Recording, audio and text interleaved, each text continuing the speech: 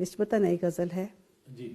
آنکھیں سپنے آس مسافر رستہ یاری ایک طرف. آہا آہا آہا. آنکھیں سپنے آس مسافر رستہ یاری ایک طرف. کیا کہنے. اور سمے کے ہاتھ میں چلتی تیز کٹاری ایک طرف.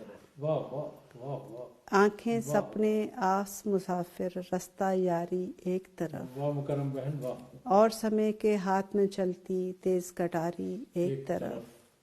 ایک جانب ہتھیار اٹھائے جیون تاک میں بیٹھا ہے. واہ. ایک جانب ہتھیار اٹھائے جیون تاک میں بیٹھا ہے.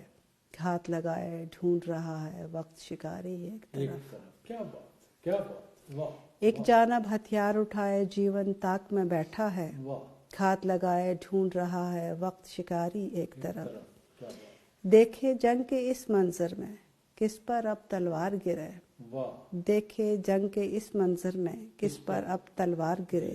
ایک طرف ہے ذات میری اور دنیا ساری ایک طرف.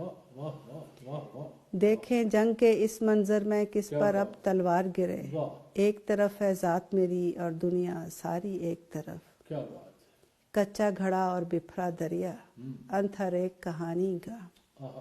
کچا گھڑا اور بپھرا دریا انت ہر ایک کہانی کا.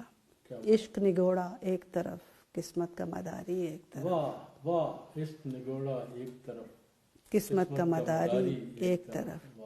کچا گھڑا اور بپھرا دریا انت ہر ایک کہانی کا.